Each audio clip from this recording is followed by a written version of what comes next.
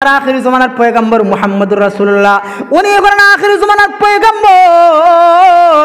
যে আল্লাহর মর্যাদা, যেই নবীর মর্যাদা আমি আল্লাহ বাড়াইলাম। ওয়া রাফা'না লাকা যিকরাক, আল্লাহ ডাক দেখো নবী মুহাম্মদ, আমি আল্লাহ আপনার মর্যাদা সমুন্নত করলাম। আপনার আলোচনা জমিনে হবে, আপনার আলোচনা আসমানে হবে, আপনার আলোচনা প্রত্যেকটা জায়গায় হবে, এমনকি কিয়ামতের আগ পর্যন্ত আপনার নাম নেওয়ার মতো কিছু মানুষ আমি আল্লাহ রেডি রাখবো, ওরা আপনার উম্মত হইয়া আপনার নাম স্মরণ করবে। এই জন্য আল্লাহর হাবিব বিশ্বনবী রাহমাতুল্লাহ আলামিন বলেন, আমরা যেই মাত্র নামাজ পড়লাম, নামাজ পড়ার পর আল্লাহর হাবিব বলেন আমি বাহিরে বের হইলাম, এমন সময় আমরা কি দিয়া সফর করব। আজকে কিন্তু শেষ আলোচনা ভালো করে বুঝবেন। বুরাকের উপর সওয়ার কইরা নবীজি মক্কা থেকে বায়তুল মুকাদ্দাস দুনিয়ার জমিনের জায়গাগুলো গিয়েছেন। আল্লাহর হাবিব বলেন এবার আমার সামনে আনা হলো জিনা নামক একটা বাহন, যেটা ময়ের মতো, সিঁড়ির মতো। আল্লাহর হাবিব বলেন আমরা জিনার উপর উঠলাম, ময়ের উপর উঠলাম। এবার ওই মইটা উপরের দিকে উইটা সাথে সাথে এমন হঠাৎ করে সে প্রথম আসমানের মধ্যে পৌঁছে যায়। আমরা প্রথম আসমানে গেলাম, দরজা খোলা হলো, আমরা প্রবেশ করলাম, সাক্ষাৎ হলো আদম নবীর সাথে। সংক্ষেপে বলতেছি, 2 নম্বর আসমানের মধ্যে গেলাম, সাক্ষাৎ হলো হযরতে ঈসা আলাইহিস সালামের সাথে। আমরা 3 নম্বর আসমানে গেলাম, সাক্ষাৎ হলো হযরত ইউসুফ আলাইহিস সালামের সাথে। 4 নম্বর আসমানে গেলাম, সাক্ষাৎ হলো ইদ্রিস আলাইহিস সালামের সাথে। আমরা 5 নম্বর আসমানের মধ্যে গেলাম, সাক্ষাৎ হলো হারুন আলাইহিস সালামের সাথে। 6 নম্বর আসমানের মধ্যে গেলাম, সাক্ষাৎ হলো হযরত মূসা আলাইহিস সালামের সাথে। 7 নম্বর আসমানে যখন গেলাম, সাক্ষাৎ হলো হযরত ইব্রাহিম আলাইহিস সালামের সাথে। আল্লাহর হাবিব 7 নম্বর আসমানের মধ্যে গেলেন। এবার কোন মুফাসসির মুহাদ্দিসিন হযরত কোন লিখেছেন, নবীজি প্রথম আসমান থেকে 7 আসমান পর্যন্ত কখনো কখনো জানাহুল মালাইকা ফেরেশতাদের ডানার উপর বর করিয়া উঠেছেন। আবার কেউ কেউ বলেন নবীজি কোন কোন আসমানের মধ্যে জানাহুল জিব্রাইলের ডানার উপর বর দিয়া নবীজি উঠেছেন। এই জন্য তাহলে আমরা বুঝলাম 1 নম্বর হলো বুরাক, 2 নম্বর হলো জিনা তথা মই সিঁড়ির মতো, 3 নম্বর হলো জানাহুল মালাইকা ফেরেশতাদের ডানা, 4 নম্বর হলো জানাহু জিব্রাইলের ডানা পাইলাম 4টা। এরপর নবীজি 7 আসমান উঠার পর নবীজির সামনে আনা হলো রফরফ নামক বাহন, যেরকম সুবহানাল্লাহ। এবার 5 নম্বর বাহন, যার নাম হলো রফরফ। আল্লাহর হাবিব বলেন আমার সামনে রফরফ নামক একটা বাহন আনা হলো। এবার আমরা রফরফের মধ্যে উঠলাম। এবার আমরা সিদরাতুল মুনতাহা পাড়ি দিয়া আল্লাহ পর্যন্ত পৌঁছে গেলাম। আল্লাহর হাবিব বিশ্বনবী বলেন যেই মাত্র আমি আল্লাহর সামনে গেলাম, আল্লাহ রাব্বুল আলামিন আমার খবর নিলেন, আমার পারিবারিক অবস্থার খবর নিলেন। এমনকি আল্লাহ রাব্বুল আলামিন ডাক দেখো জিব্রাইল, যাও আমার নবীকে জান্নাত দেখাও, আমার নবীকে জাহান্নাম দেখাও। যাও রে জিব্রাইল, আমার নবীকে সব কিছু দেখাইয়া নিয়ে আসো। আল্লাহর হাবিব বিশ্বনবী রাহমাতুল লিল আলামিন এবার যে মাত্র জান্নাতের মধ্যে গেলেন, আল্লাহর হাবিব বিশ্বনবী জান্নাতের মধ্যে যাওয়ার পর জান্নাতি উম্মতগুলোরে দেখিয়া আল্লাহর হাবিব বিশ্বনবী হাসতে থাকেন আর গর্ববোধ করেন, হায় রাখায় আমার উম্মতেরা জান্নাতের মধ্যে। এবার নবী আমার যেই মাত্র জাহান্নামের মধ্যে গেলেন, জাহান্নামের মধ্যে যাওয়ার পর তাকায় দেখেন কিছু মানুষ যাদের পেটটা মোটা, তাদের পেটের মধ্যে শুধু সাপ আর সাপ, কলিজার মধ্যে কামড় দেয়, শুধু সাপ আর সাপ তার কলিজার মধ্যে কামড় দেয়। এমন কতগুলো মানুষ দেখি আল্লাহর হাবিব কান্না করলেন। আল্লাহর নবী ডাক দেখো জিব্রাইল, ওই সমস্ত মানুষ কারা যাদের পেটের মধ্যে শুধু সাপ আর সাপ, সাপ তাদের কলিজায় কামড়ায়। জিব্রাইল আলাইহিস সালাম ডাক দেখো ইয়া রাসূলুল্লাহ, ইয়া হাবিবাল্লাহ, ও আল্লাহর পয়গম্বর, ওরা হলো সুদকুর, ওরা হলো সুদকুর। আপনার উম্মতের মধ্যে যারা সুদ খাইতো, যারা সুদ লেনদেন করতো, ওদের সুদের টাকা সাপ হইয়া গেছে, ওই সাপ হইয়া তাদের কলিজার মধ্যে কামড়ায়। এই জন্য আল্লাহর হাবিব বিশ্বনবী রাহমাতুল্লাহ আলামিন বলেন, ও দুনিয়ার উম্মতেরা তোমরা সুদ খাইও না। সুদ খাওয়ার অপরাধ কি তোমরা জানো? সুদ খাওয়ার 70টা অপরাধের মধ্যে সর্বনিম্ন অপরাধ হলো আপন মায়ের সাথে জিনার কাজ করা। যেরকম নাউজুবিল্লাহ। এমনকি অন্য হাদিসের মধ্যে হেরেম শব্দ উল্লেখ করা হয়েছে। অন্য হাদিসের মধ্যে বলা হয়েছে যে সুদ খাইলো তো সে তার মায়ের সাথে হেরেমের মধ্যে, মক্কার মধ্যে জিনার কাজ করলো। যেরকম নাউজুবিল্লাহ। এই জন্য সুদ নামক পাপ এত মহাপাপ, আল্লাহর হাবিব বিশ্বনবীকে আল্লাহ জাহান্নামের মধ্যে সুদখুরদের ভয়াবহ অবস্থা দেখিয়েছেন। এই জন্য আমরা সুদ কখনো খাইব না। সুদ নামক মহাপাপ থেকে আমাদেরকে বাঁচতে হবে, নতুবা জাহান্নামে যাওয়ার পর আমাদের পেটের মধ্যে ওই টাকাগুলো সাপ হয়ে আমাদেরকে কামড়াইতে থাকবে। এবার আল্লাহর হাবিব বিশ্বনবী রাহমাতুল লিল আলামিন বেনাজের রজনীতে যখন জান্নাতের দিকে যায়, এক জায়গায় নবী আমার তাকাইয়ে দেখে হযরতে বেলালের হাঁটার আওয়াজ শোনা যায়। যেরকম সুবহানাল্লাহ। আল্লাহর হাবিব ডাক দেখে জিব্রাইল, আমার বেলাল দুনিয়া জান্নাতের মধ্যে আমার বেলালের হাঁটার আওয়াজ শোনা যায়, এর কারণ কি? এবার হযরত জিবরাইল ডাক দেখো নবী গো, আপনার বেলাল যদিও দুনিয়ায়, আপনার বেলালের আপনার প্রতি এত মহব্বত ছিল গো নবীজি, আপনার বেলাল আপনার জন্য তো পাগল। ওই বেলাল আল্লাহর কাছে দরখাস্ত করেছে, আল্লাহ আমার নবী মুহাম্মদ রাসূলুল্লাহ যতদিন দুনিয়ায় থাকবে আমি আমার নবীর খেদমত থাকতে চাই, আমার নবীকে আমি একটা মুহূর্তের জন্য আমার চোখ থেকে আড়াল করতে পারি না। ওগো নবী মুহাম্মদুর রাসূলুল্লাহ, আপনি আজকে মেরাজের রজনীতে দুনিয়া সারি আসমানের মধ্যে আসছেন, আপনার বেলাল একা হইয়া গেছে, যার কারণে আল্লাহ আজকে বেলালের হাঁটার আওয়াজ আপনারা শুনাইছে, যেরকম সুবহানাল্লাহ। এমনকি বেলাল রাদিয়াল্লাহু আনহু কেমন মহব্বত ছিল নবীজির জন্য। আল্লাহর হাবিব বিশ্ব নবী রাহমাতুল লিল আলামিন যেই দিন ইন্তেকাল করলেন, নবী আমার যেই দিন মারা গেলেন, বেলাল রাদিয়াল্লাহু আনহু গাঠি-গুলা গুছাইয়া, কাপড় চোপড় গুছাইয়া মদিনা ছেড়ে কই চলে গেছে, বেলালের কোনো সন্ধান নাই, বেলালের কোনো সন্ধান নাই। সাহাবীরা কই যাও রে, বেলালের তালাশে যাও। বেলাল কই গেল? বেলাল মদিনা সারিয়া চলে গেল, মদিনার মধ্যে আর আজান দিবে না, বেলাল চলে গেছে। এবার সাহাবায়ে কিরাম তালাশ করতে লাগলেন, বেলালের সন্ধান পাওয়া যায় না। এবার বেলাল রাদিয়াল্লাহু আনহু ঘুমিয়ে পড়েছে।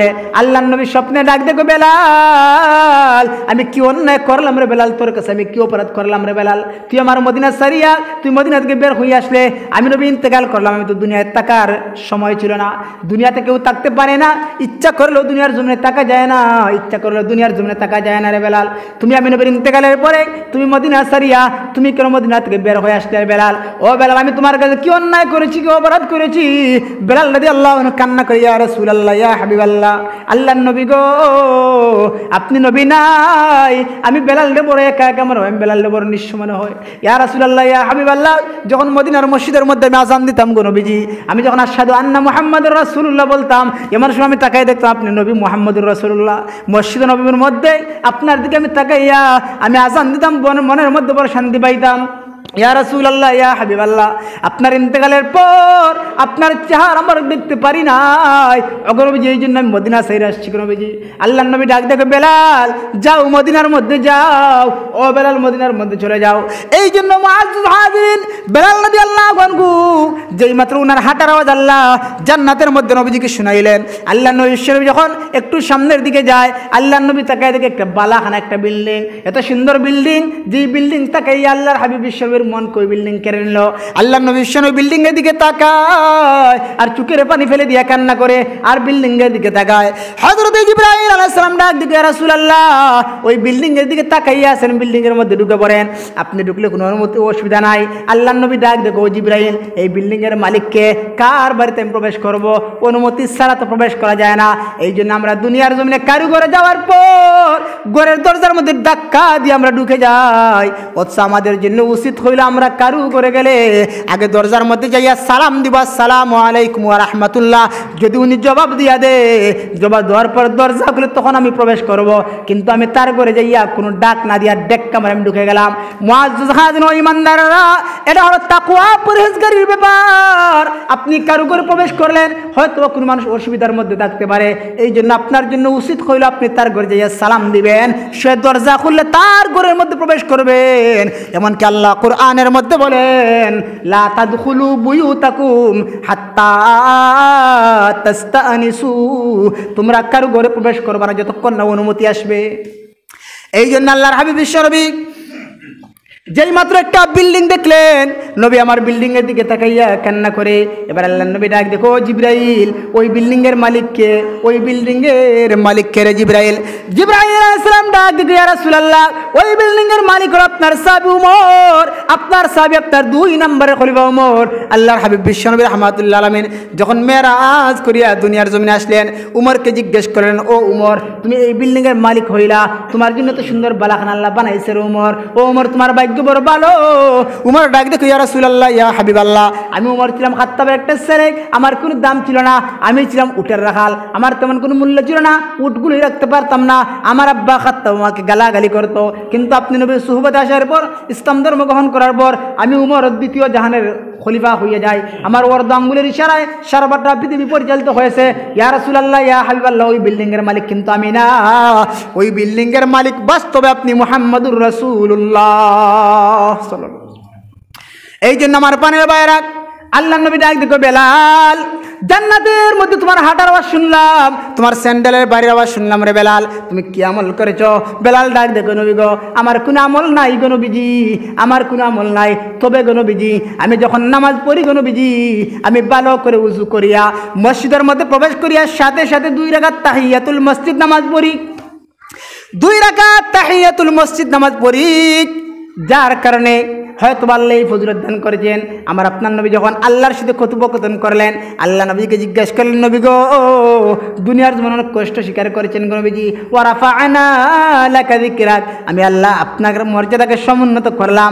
শুধু তাই নয়, আমি আল্লাহ আপনাকে এমন কিছু নিয়ামত দিব, যেই নিয়ামত পাই আপনি খুশি হয়ে যাইবেন। ওয়ালা সাউফা ইউতিকা রাব্বুকা ফাতারদা, হে নবী কষ্ট স্বীকার করেন, আমি আল্লাহ আপনাকে অচিরে এমন কিছু নিয়ামত দিব, এমন কিছু পুরস্কার দিব, আপনি সন্তুষ্ট হয়ে যাইবেন। আল্লাহর হাবিব যখন মেরাজ করিয়া যখন দুনিয়ার জমিনে আসবেন, এবার নবী আমার ডাক দেখো, আল্লাহ আমার উম্মতরে কি কিছু হাদিয়া দিবা না? আল্লাহ ডাক দেখো, নবী গো, আমি আল্লাহ আপনার উম্মতকে এই মুহূর্তে 50 ওয়াক্ত নামাজ হাদিয়া দিয়া দিলাম। নামাজ কয় ওয়াক্ত? 50 ওয়াক্ত। আল্লাহর হাবিব বিশ্বনবী রাহমাতুল্লাহ আলামিন ডাক দিয়ে বলে, আল্লাহ 50 ওয়াক্ত নামাজ আমার উম্মতকে হাদিয়া দিয়েছেন, নবী আমার নামাজ পাইয়া খুশি হইয়া নবী আমার এবার আসতে আসে 7 নম্বর আসমানের মধ্যে আসলেন। ইব্রাহিম ডাক দেখো, কি আল্লাহ হাদিয়া দিয়েছে? আল্লাহ নবী ডাক দেখো, গো আব্বা, ও জাতির পিতা ইব্রাহিম, আল্লাহ নামাজ হাদিয়া দিয়েছে। ইব্রাহিম আলাইহিস সালাম ডাক দেখো, সন্তান, তোমার উম্মতগুলার আমার সন্তানগুলোকে বলবে ভালো করে নামাজ আদায় করার জন্য। 6 নম্বর আসমান আসলেন, মুসা গরম নবীর সাথে সাক্ষাৎ হইয়া যায়। মুসা আলাইহিস সালাম ডাক দেখো, ও মুহাম্মদুর রাসূলুল্লাহ, কি আল্লাহ হাদিয়া দিয়েছে আপনার উম্মতরে? আল্লাহ নবী ডাক দেখো, আল্লাহ 50 ওয়াক্ত নামাজ হাদিয়া দিয়েছে। মুসা ডাক দেখো, না গো নবী না, আপনার উম্মতরা 50 ওয়াক্ত নামাজ পড়তে পারবে না, আপনি আল্লাহর কাছে গিয়ে কমাই আনেন। আল্লাহর হাবিব বিশ্ব নবী আল্লাহর কাছে গিয়ে দরখাস্ত করেছে, আল্লাহ আমার উম্মতরা 50 ওয়াক্ত নামাজ পড়তে পারবে না, কমাইয়া দেন। আল্লাহ 5 ওয়াক্ত কমাইলেন। এরকম ভাবে আল্লাহর হাবিব মুসার কাছে আসলেন, মুসা ডাক দেখো, কমাইয়া আনেন। এইরকম নবী আমার 5 বার 9 বার আল্লাহর কাছে গিয়েছে। আল্লাহ 9 বারে 5 বার করে 45 ওয়াক্ত নামাজ কমাইয়া ডাক দেখো, নবী গো, আমি আল্লাহ আপনার উম্মতরে 45 ওয়াক্ত নামাজ কমাইয়া 5 ওয়াক্ত নামাজ হাদিয়া দিয়ে দিলাম। এবার 5 ওয়াক্ত রইল। আল্লাহ জানাইয়া দেন, নবী যে আপনার উম্মতরা যদি 50 ওয়াক্ত নামাজের মধ্যে 5 ওয়াক্ত নামাজ হাদিয়া দিলাম, যদি ওই 5টা ওয়াক্ত নামাজ ঠিকমতো আদায় করতে পারে, আমি আল্লাহ 50 ওয়াক্ত নামাজ থেকে সব কমাইব না, 5 ওয়াক্ত নামাজের বিনিময়ে আমি আল্লাহ আপনার উম্মতরে 50 ওয়াক্ত নামাজের সওয়াব দিয়া দিব। এবার নবী আমার নামাজ নিয়ে দুনিয়ার জমিনে আসলেন। আল্লাহর হাবিব আসার পর ডাক দেখো, চাচা আবু জেহেল, ও উতবা শয়বা, আজকে রাত্রিতে আমি মেরাজ করলাম, আল্লাহর কাছে গিয়েছিলাম, আল্লাহ আমার উম্মতকে নামাজ হাদিয়া দিয়েছে। এবার আবু জেহেল ডাক দেখো, ও মুহাম্মদ, তুমি তো পাগল হয়ে গেছো, তুমি পাগল হয়ে গেছো, তুমি মেরাজ করেছো, আসমানের মধ্যে গিয়েছো, এটা কখনো সম্ভব না।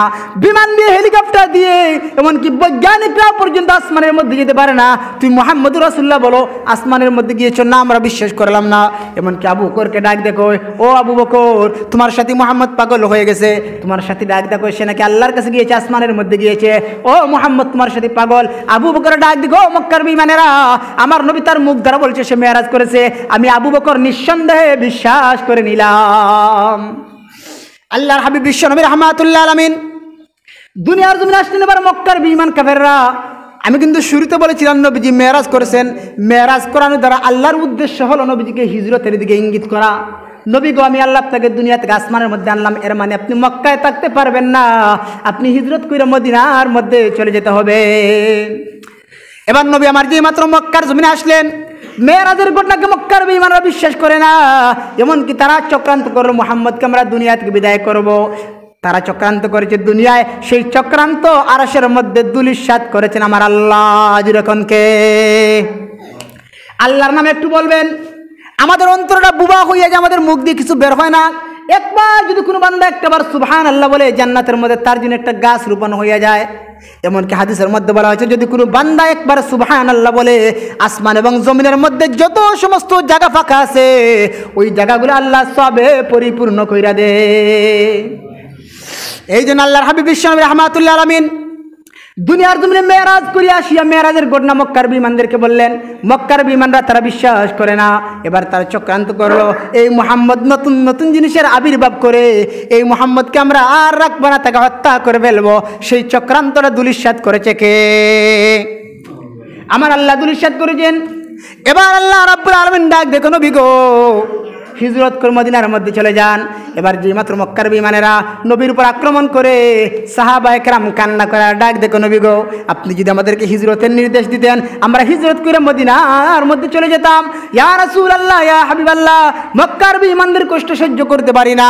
এবার নবী আমার ডাক দেখো, সাহাবীরা তোমাদের যাদের ইচ্ছা আছে হিজরত করার, হিজরত করে মদিনার মধ্যে চলে যাও। তবে আমি নবী কিন্তু আজকে যাব না। আমার আল্লাহ যখন আমাকে নির্দেশ করবে তখন আমি নবী মুহাম্মদুর রাসূলুল্লাহ মক্কা ছেড়ে মদিনার মধ্যে চলে যাব। যেই মাত্র আল্লাহ রাব্বুল আলামিন নবীকে নির্দেশ দিয়েছে নবীজি আপনি হিজরত করেন, আল্লাহর হাবিব বিশ্ব নবী 6 মাস আগে হযরত আবু বকর, যে আবু বকর হলেন সোনার মানুষ, আবু বকরকে নবীজি ডাক দেখো, আবু বকর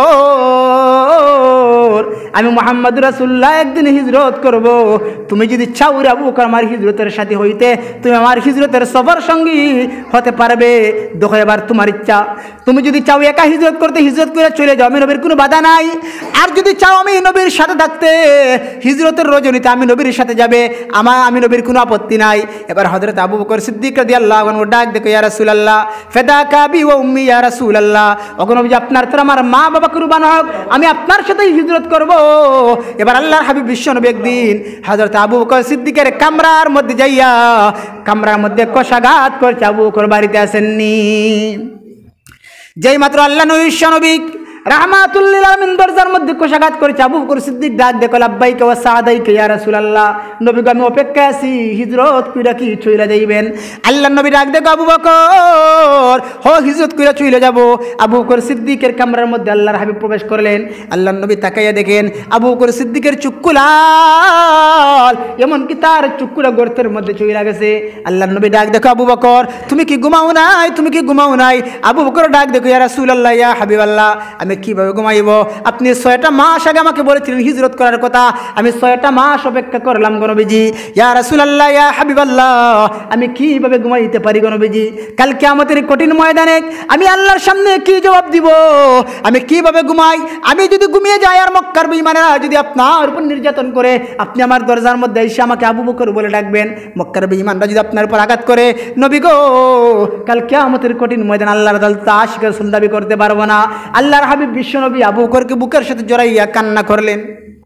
আল্লাহর নবী ডাক দেখো, আবু বকর আমার যত সমস্ত সাহাবী দুনিয়ার জন্য আমার জন্য যা করেছে সবার প্রদান আমি দুনিয়ায় দিয়েছি, কিন্তু তোমার প্রদানটা আমি দুনিয়ায় দিতে পারলাম না, আল্লাহর হাওলা করে রাখলাম। আমি নবীর পক্ষে তোমার প্রতিদান দেওয়া সম্ভব না। কালকে আমাদের কঠিন ময়দানে আমার আল্লাহ তোমাকে প্রদান দান করবেন। এবার আল্লাহর হাবিব বিশ্ব নবী সফর করবেন, হিজরত করে মদিনার মধ্যে যাইবেন। ভালো করে লক্ষ্য করবেন কত কষ্ট হিজরতের রাত্রির সফর। যদি সারা দুনিয়ার সমস্ত উম্মতের আমলনামা এমনকি সাহাবায়ে কেরামের আমলনামা এক পাল্লায় রাখা হয়, আর আবু বকরের হিজরতের রাতের আমলনামা একটা পাল্লায় রাখা হয়, আবু বকরের হিজরতের রাতের আমলের পাল্লাটা ভারী হইয়া যাইবে। আল্লাহর হাবিব বিশ্বনবী রাহমাতুল্লাহ আলাইহি হিজরত করবেন, আবু বকরের কামরায় গিয়েছেন। এবার নবী আমার পরামর্শ করেন, আবু বকর আমরা কোন রাস্তা দিয়ে হিজরত করব? মক্কার বেঈমানরা তারা ঘোষণা করেছে যে আমি মুহাম্মদকে ধরে দিতে পারবে, 200 উট পুরস্কার পাবে। এবার তারা সরিয়ে সিরিয়ে বিক্ষিপ্তভাবে বিভিন্ন জায়গায় আমি মুহাম্মদকে তালাশ করছে। ও আবু বকর আমরা কোন রাস্তায় হিজরত করব? এবার আবু বকর সিদ্দিক রাদিয়াল্লাহু আনহু ছোট্ট একটা মেয়ে যার নাম হলো হযরত আসমা রাদিয়াল্লাহু আনহা, হযরত আসমা রাদিয়াল্লাহু আনহা ডাক দেখো, নবী মুহাম্মদুর রাসূলুল্লাহ হো আমার বাবা আবু বকর আপনারা হিজরত করবেন ঠিক, আমি আপনাদেরকে একটা পরামর্শ দিতে চাই। আল্লাহর নবী ডাক দেখো, আসমা বলো তোমার কি পরামর্শ? হযরত আসমা ডাক দেখো, নবী গো ও আমার বাবা আবু বকর আমি আপনাদের কাছে পরামর্শ দিলাম, আপনারা কামরা থেকে বের হইয়া মক্কার পাশে একটা গুহা আছে যার নাম হলো গারে সুর, ওই গারে সুরের মধ্যে প্রবেশ করেন, আর আমি আমার কামরা থেকে লুকাইয়া রুটি বানাইয়া আপনার জন্য গারে সুরের মধ্যে নিয়ে যাব। এবার আল্লাহর হাবিব বিশ্বনবী রাহমাতুল্লাহ আলামিন এবার কামরা থেকে বের হইয়া হিজরত করে মদিনার মধ্যে চলে যাবেন। রাস্তার মধ্যে গারে সুরের মধ্যে নবী আমার প্রবেশ করবেন। যেই মাত্র নবীজি গারে সুরের মধ্যে চলে গেলেন, হযরত আসমা রাদিয়াল্লাহু আনহা উনি হলেন আবু বকরের মেয়ে। আসমা রাদিয়াল্লাহু প্রথম তরফার প্রথম মেয়ের নাম হলো আসমা, আর দ্বিতীয় তরফার দ্বিতীয় মেয়ের নাম হলো হযরত আয়েশা সিদ্দিকা রাদিয়াল্লাহু আনহা।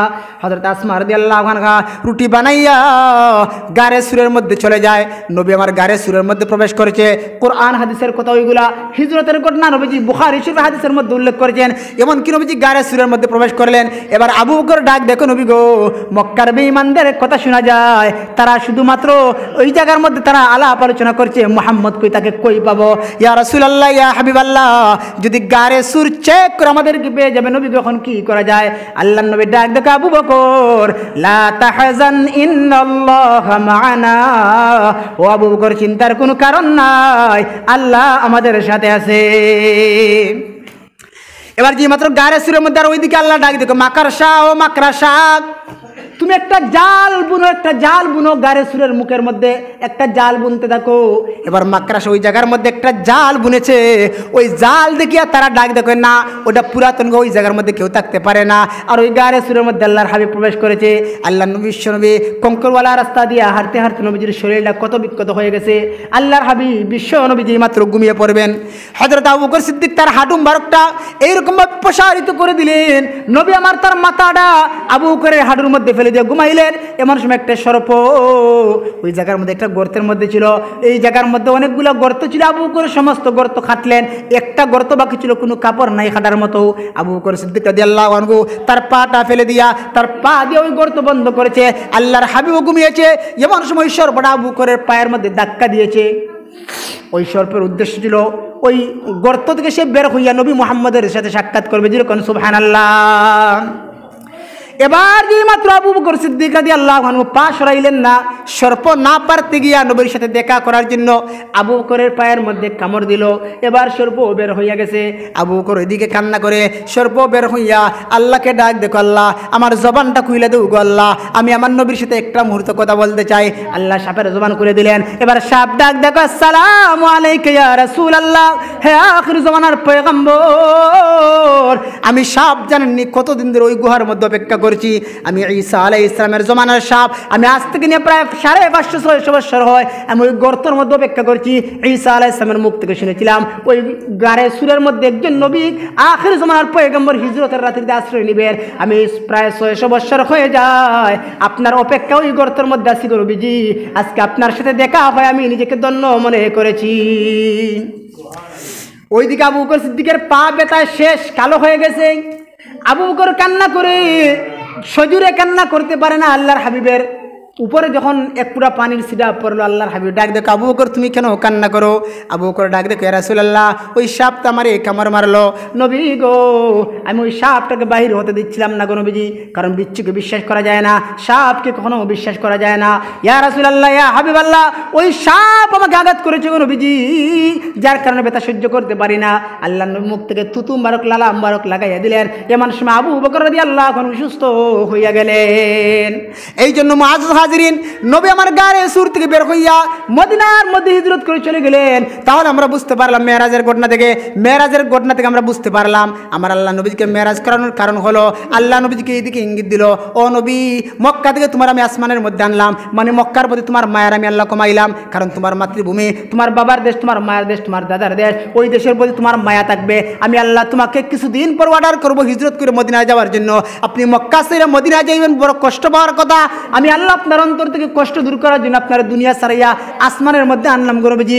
আল্লাহ মেরাজ করে নবীজিকে হিজরতের দিকে ইশারা করলেন। আর মেরাজের রাত্রিতে আমার আল্লাহ আমার নবীর উম্মতদেরকে 5 ওয়াক্ত নামাজ হাদিয়া দিলেন। যখন মেরাজের রজনীতে আমরা 5 ওয়াক্ত নামাজ হাদিয়া পাইলাম, আমাদের জন্য উচিত হইল আমরা 5টা ওয়াক্ত নামাজ জমাতের সাথে আদায় করা, যেরকম ঠিক কিনা? এই জন্য মেরাজের রজনীকে উদ্দেশ্য করিয়া এই যে নফল নামাজ পড়া, আমি মেরাজের নামাজ পড়লাম, এগুলো হাদিসের মধ্যে কোনো ভিত্তি নাই। আমি তো বলেছি কোনো হাদিসের মধ্যে এগুলো লেখা আছে, কিন্তু হাদিসগুলো দুর্বল, যার কারণে আমল করা যাবে না। এই জন্য মেরাজের রজনীতে আমাদের জন্য কোনো আমল নাই। আমরা একটা দোয়া করব, আল্লাহুম্মা বারিক লানা ফি রজব ওয়া শাবান ওয়া বাল্লিগনা রমাদান। হে আল্লাহ, আমাদেরকে রজব এবং শাবানের বরকত দাও, রমজান পর্যন্ত আমাদেরকে পৌঁছাও। রমজান পাওয়ার জন্য আমি আল্লাহর কাছে নেক হায়াত চাইব। আর আমাদের জন্য যদি কোনো আমল করতে হয়, আমরা এমনি হয়তো নফল নামাজ পড়তে পারি, কিন্তু মেরাজকে নিয়ত করিয়া, মেরাজকে উদ্দেশ্য করিয়া নফল নামাজ যদি আমি পড়ি, তাহলে এই কাজটা হবে বেদাত। এই জন্য আমাদের জন্য উচিত হইল আমরা সময় মতো 5টা ওয়াক্ত নামাজ পড়া, আর রমজানের জন্য আমাদের প্রিপারেশন নেওয়া, যেরকম ঠিক কিনা? রমজানের জন্য আমাদের প্রিপারেশন নেওয়া, কারণ আমাদের রমজান একবারে কাছে এসে গেছে। আজকে প্রায় রজবের 25 তারিখ, কালকে 27 তারিখ, প্রায় রজব মাস শেষ হয়ে যাচ্ছে। শাবান, এরপরের মাস হলো রমাজান। এই জন্য রমজানের জন্য আমাদের প্রিপারেশন নেওয়া। আর মেরাজকে উদ্দেশ্য করে যে আমরা এই নফল নামাজ, এগুলো আসলে আমি বলেছিলাম যে 3টা রওয়ায়াত আছে, এগুলো সারাই দুর্বল, যার কারণে মেরাজকে উদ্দেশ্য করে মেরাজের কোনো নফল নামাজ নাই। যদি নফল নামাজ থাকতো, নবীজি মেরাজ করে আসার পর কিন্তু দুনিয়ার জমিনে আরও হায়াত পেয়েছিলেন 11 বছর। 11 বছর নবীজি হায়াত পেয়েছিলেন, মেরাজের কোনো নামাজ নবীজি পড়েননি, যার কারণে আমরা বুঝতে পারলাম মেরাজের কোনো নামাজ নেই। কিন্তু মেরাজ যে নবীজি করেছেন, এই ঘটনা সত্য, এমনকি এটা নবীজির একটা মুজিজা। আল্লাহ আশ্চর্যজনক একটা ঘটনা নবীর মাধ্যমে ঘটাইলেন। তাহলে আমাদের জন্য উচিত হইল আমরা 5টা ওয়াক্ত নামাজ আমরা ঠিকমতো পড়ব। আর এই মেরাজের রজনীতে আল্লাহ 5টা ওয়াক্ত নামাজ ফরজ করেছেন। নবীজি হাদিসের মধ্যে বলেছেন, আস-সালাতু মেরাজুল মুমিনিন, নামাজ হলো মুমিনের জন্য মেরাজ। আল্লাহর নবী মেরাজ করেছেন আসমানের মধ্যে, যে আল্লাহর সাথে সরাসরি কথোপকথন করেছেন, কথা বলেছেন। আর মুমিনের মেরাজ হলো নামাজের মধ্যে। আস-সালাতু মেরাজুল মুমিনিন, মুমিনের মেরাজ হলো নামাজের মধ্যে। যখন নামাজ আমরা পড়ি আলহামদুলিল্লাহ রাব্বিল আলামিন, আল্লাহ জবাব দেয় হামিদানি আব্দি, আমার বান্দা আমার প্রশংসা করছে।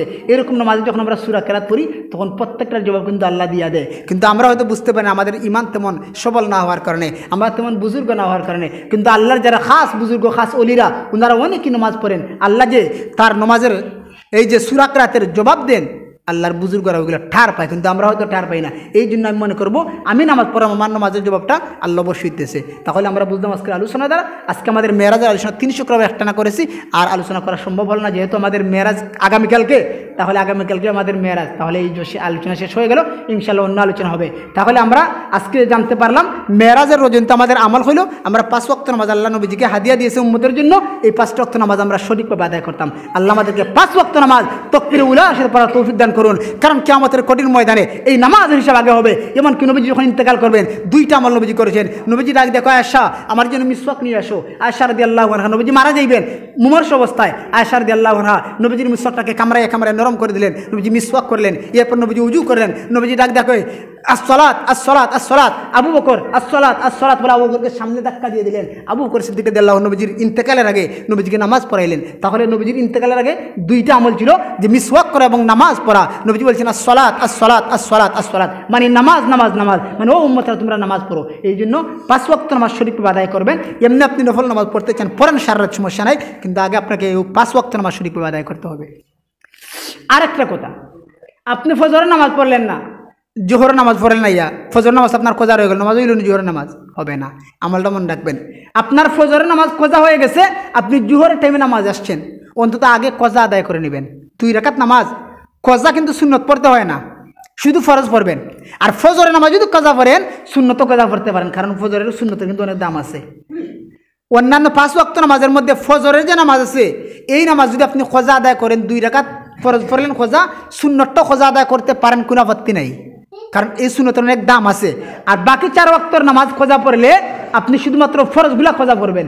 এই জন্য যদি আমরা নামাজে আসি, যদি আমাদের পিছনের কোন নামাজ ছুটে যায়, আসর ওয়াক্ত নামাজ আসি, জোহর পড়ি নাই, তখন আসর ওয়াক্ত নামাজে আসার আগে আপনি আগে 4 রাকাত জোহরের ফরজ নামাজ কোজা পড়বা। আর নাই নামাজ হলে নামাজ হইতো নাই। মাস্তা পরিষ্কার হয়েছে? খোঁজা নামাজ তাহলে আগে পড়ে দিতা। আর একটা জিনিস লক্ষ্য করবা, যে আপনার জীবনে কিন্তু অনেক নামাজ ছুটছে, জীবনে অনেক নামাজ ছুটছে, আমারও ছুটছে, আমি নিজে তো কইতে পারলাম না। অনেক সময় বেখালি কারণ নামাজ ছুটে। এখন আপনি নামাজ আদায় করবা গেলে হিসাব করা সম্ভব? হিসাব করা সম্ভব না। এখন আপনি নামাজ কিলা আদায় করতা? আল্লাহ যদি আমাদের দিন আটকাইলেন যে নামাজখানে পড়লেন না, কিতা জবাব দেওয়া?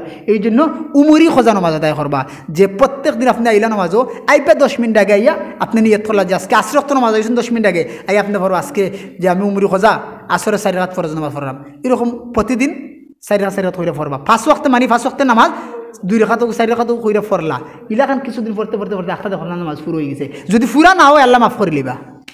আপনি হিসাব পাররা না, হিসাব মিলাই তো পারা না, এই জন্য উমরি খোঁজা নামাজ মাঝে মাঝে মাঝে মাঝে পড়বা। ই নফল লিয়া টানাটানি কি দরকার আছে? ফরজের লোকের লোক নাই, নফল লিয়া টানাটানি দরকার নাই। আগে আপনি উমরি খোঁজা আদায় করবা।